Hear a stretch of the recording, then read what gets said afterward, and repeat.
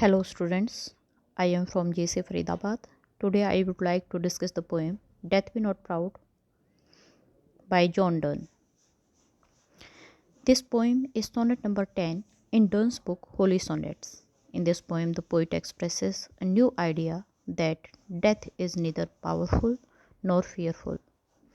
Generally, people think that death is mighty and terrible, but in the opinion of the poet, it is not so. In this poem, he explains that death should not feel proud of its power. Although some people have called it mighty and powerful, also horrible. But in fact, it is not so. If death thinks that it has the power to kill people, actually those people cannot be killed by it. It even cannot kill the poet himself or anybody else. The poet here wants to convey the idea that everybody's souls are immortal. Nothing has the power to kill souls, so death is helpless and cannot be powerful. So we can see in this poem that here in these lines, the poet gives an untraditional idea about death. In this poem, the poet says that rest and sleep are the two pictures of death. As rest and sleep give joy and relax after exertion, so the death of a man does. It gives his soul and body peace, comfort, and rest after long tiring journey of life.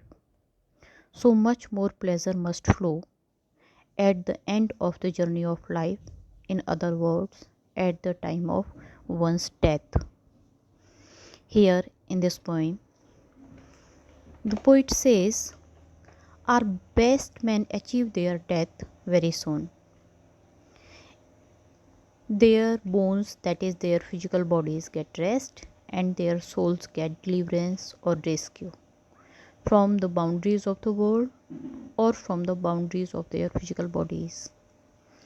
The poet means to say that it is only death which provides rest and peace to exerted bodies and souls after a long journey of life and frees a man from the imprisonment or from the cage of body. In this poem, the poet says that death is neither powerful nor dreadful. It is the slave of fate, chance, kings, and weak people. It lives in the bad company of poison, war, and diseases. In other words, it has to be dependent on poison, war, sickness to kill anybody. So it is slave one, not an independent agent.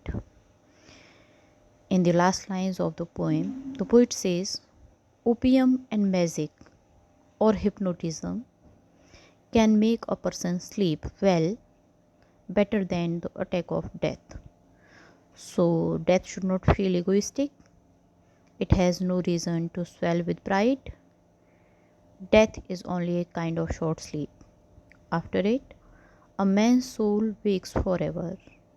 In other words, death itself dies, and a man's soul, which is immortal, gets freedom from the boundaries of a physical body.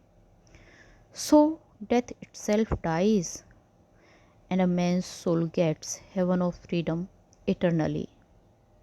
So, it has not the capacity to kill anybody.